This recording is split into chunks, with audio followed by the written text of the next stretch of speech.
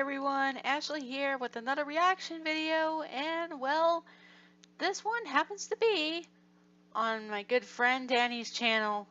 Now this is actually a reading, and no, this is not me reading, this is her reading. And well, let's just say she did this video for me, and well, I was dwelling for a little while, but I feel as though it seems like a right time now. After all, she did this for me. I think it only seems fair if I share it with the rest of you wonderful fans. Plus, Danny, if you're watching this, you keep doing what you do best, girl. Also, fun fact, this was my story she did, but she pretty much had a little bit of some editing, and, well, let's just say, I'm actually glad that she did, because, well, I did this story because I felt like, A, pretty much there wasn't any on the egg bosses, and there weren't really any grimdarks written about them, and secondly, well, it's Conquering Storm, and, well, let's just say, if you know Danny on DeviantArt, you probably know her little history with her. But with that out of the way, let us begin with A Shadow of a Bride. Dang it! Okay, for real, guys. 3, 2, 1. Warning. The following content may be disturbing to some viewers. Viewer discretion is advised. Ooh. That's my drawing there! Yeah, I did that piece of artwork. They say that the strongest are worth honoring, that they are of great value, that they have a purpose of being within this world. This was the philosophy of the clan of the Raiju. The bride was the prime example of this saying. She was mighty, confident, independent, and the symbol of beauty. Every woman of valor would kill for a title such as great as bride. Indeed. The current leader had an attitude that no one could understand. No ninja could ever imagine the thoughts that ran through her mind. Conquering Storm was stubborn when things didn't go her way, or when things that irked her were mentioned. One example would be emotions. She would show no emotion and considered showing any signs of affection weakness, even an act of treason in her eyes. If you tried to get near and show any affection of the sort, she would death glare and ultimately reject. Yeah, I can't. There was one unfortunate warrior who confessed his love to the bride. Lightning! But he was rejected twice and banished soon after. Oh, Lightning. Storm remained cold towards all, especially those who dared to bring up something that never existed. Other clan members admired her strength and ability, and wished to be just like her. But little did they know, there was something much darker. She may be tough on the outside, away. but on the inside, deep within the bride, she's pretty was fragile. where her true form takes shape. A more sorrowful and morbid side of her, consumed in pain and anxiety, would surface. Insert envy Nothing joke but a here. fragile and frightened being that only surfaced bad when example. Lance was completely alone. Oh, poor Connie. Again, I wrote this as a grimdark, and Danny, Where did I this thank you for come putting from, this together. you may ask. Well, it all started around her childhood. Her father was an older leader of the Raiju clan, and was a bitter, selfish being. When he was married in his earlier years, he desired to have a son to carry on his legacy. But what he'd received was what he considered an abomination that no one would accept. His very own daughter.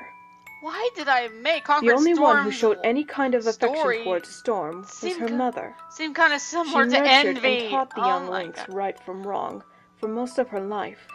She even told her that one day she would make an amazing bride, and if she chose a different path, she would be right behind her the whole way. Aw. Though Storm loved her mother, she She desired her father's respect and would do anything to gain it, Yeah. even if it lasted for one moment. She tried so hard to gain her father's love, but her only result would be abuse. The constant training took a toll on her body, but she would keep silent if it meant seeing her father smile at her just once. Oh, man. When her father was away in the heat of battle, the little lynx had the time to spread her wings and do the things she wished to do. Storm found the time to wander off into the village and see the other girls in dance class. She loved the extravagant colors and the fluidity of the I performers. think this is what Danny added. At one point, Storm wanted to attend the classes, but her father's answer was no. Though, he didn't say she couldn't watch them perform. One of the few things she looked forward to in life. During one of Storm's trips to the village, she made a friend who went by the name of Lightning Lynx. Yes, Lightning! He was friendly, compassionate, and tender-hearted. He taught Storm that she did not need to feel afraid or alone, and that she didn't have to live in her father's shadow. For the first time in her life, she had someone other than her mother who did not see her as a dishonor. He saw her as herself and enjoyed it. Storm felt so exhilarated to be around someone who loved her. She started to smile. The two grew closer and became best friends later down the line. Yeah. Lightning would even help her train from time to time, Those were the giving best her a few of her pointers on her years. technique, to which she was grateful. The two lynxes would hang out most of the time just for the thrill of it, taking hikes to the mountain temples, playing tag under the shade of the cherry blossom trees, even taking the river path that led them straight to the ocean. Those were all of Storm's most cherished memories and most pleasant dreams. It was like nothing could ever separate Lightning from her. Yeah. That would all change in a matter of weeks.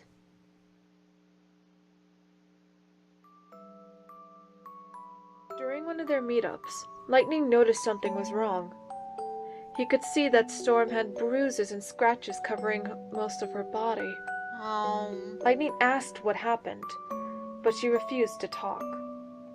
The lynx felt sorry for her and tried his best to comfort her every moment he had. It worked for a while, but things would take a turn for the worst. Oh, man. When Storm reached the age of 12, one of the most horrendous things fell upon the young lynx and sealed her fate for good. Oh, no. Storm had to prove to the clan that she was the next suitable leader. But when she failed to make it to the top, her father did the unthinkable. Oh, no. Something the young lynx could not stop or avoid. The older lynx took her home and brutally beaten her into submission. Oh, no. He repeatedly called her foul names such as a dishonor, a waste of space, and a mistake that should never have been born. Poor Connie. Just to make sure that the message was clear about her failure, he dragged the young lynx by the hair to her room and violated her. Oh. The event was so Take mind-shattering, a guess at what that means, the guys. poor lynx could I'm not do gonna say nothing it. but go limp. Every sense of innocence and purity gone, tossed into the wind as if it was dirt. Oh.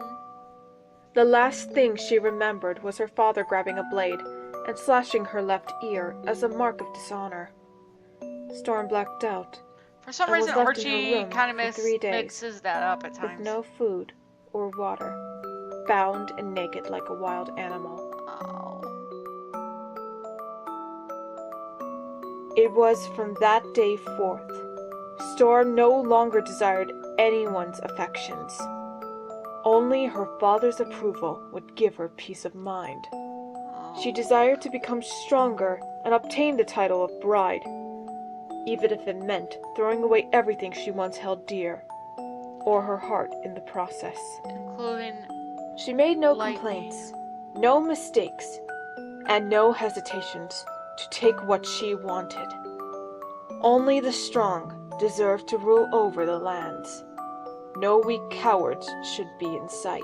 Maybe that's why she pokes Storm out at managed to Mordred. complete her goal after 6 years, but without her father's satisfaction, she still felt incomplete. She thirsted for conquest, destruction, and power that would give her all of Eurasia. Everyone united under strength, under her iron fist. The idea consumed Storm and drove her all the way to her current age. She turned a blind eye towards the things she had neglected, including her best friend Lightning. He tried to help, even confessing his true feelings for her, but Storm rejected and made her point clear by banishing him after a fight. The lynx's heart was broken in two as he left for the final time. The bride could only look at him in disgust for his misguided affections. Oh.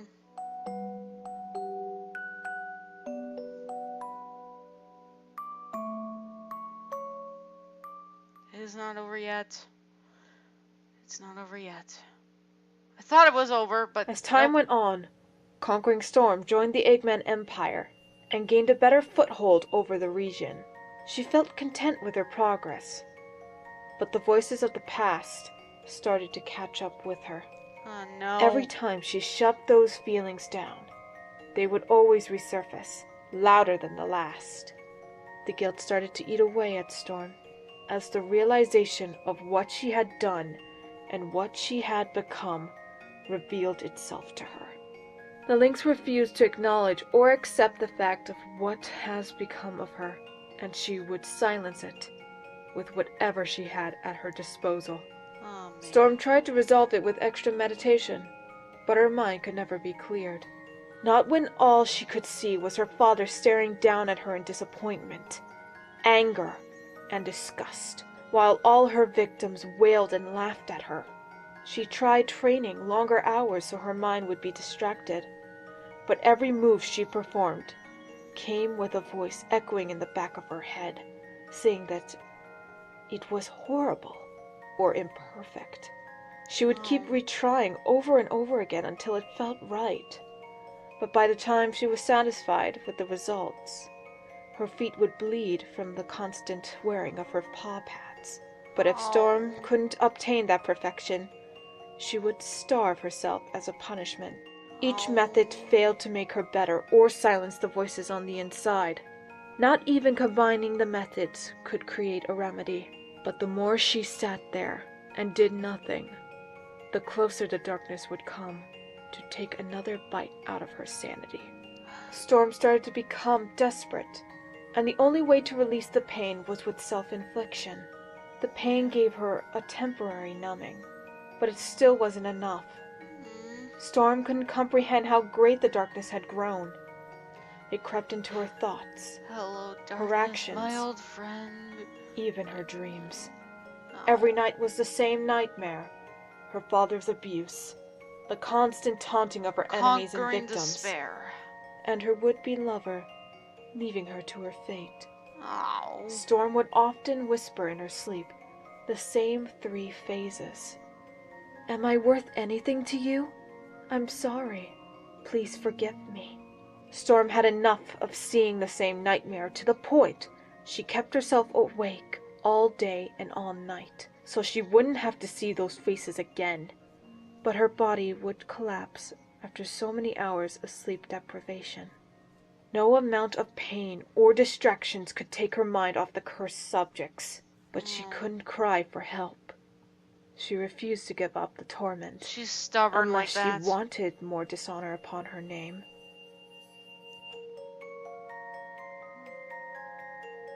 Conquering Storm on the outside may be the strongest and most adored leader of her clan, praised by her subjects, and all her enemies cowered at her feet. But she's nothing more but a tormented soul, trapped within her own sorrows and lies, begging for mercy and for the pain to leave her be, or wait for death to claim her and whatever is left of her fragmented mind. Oh, man.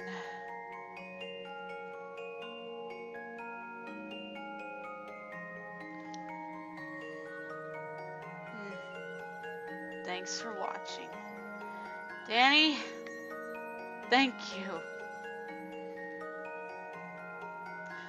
This was really good. Seriously, guys, do you honestly believe that Danny could not pretty much be a grimdark reader? Because I think she can. Heck, she pretty much writes stories of this kind of stuff, and they're interesting. Well, all I can say is, well, you're probably wondering, Ashley, why would you write a story like this? Well, let's just say, I just felt like it. I guess if I was gonna pretty much, well, write a story on any of the egg bosses, I wanted to write some kind of grimdark, and the ideas and the information I was given to a few people, mainly Danny, I was like, I wonder if I can make that into a story. So, yeah, A Shadow of the Bride, but then, well, Danny basically lended a hand, and, well, voila. So, yeah, this was really good, and, well, let's just say, I feel so bad for Connie. And, well, I do ship her with Lightning, guys. I really do. But if there was anyone who would give her support, it's gotta be Mordred. And no, I'm not bringing up a shipping, guys. That's kind of a crack shipping. Because, come on. If there's anyone who actually, well, who would actually try to help Connie, especially if she's in a situation where she can't handle it herself, then he would be the one. He's pretty intelligent. He actually does have his sense of careness, and, well, you can tell he tries his best. And, well, if anything, Connie could actually accept him as a comrade and all that.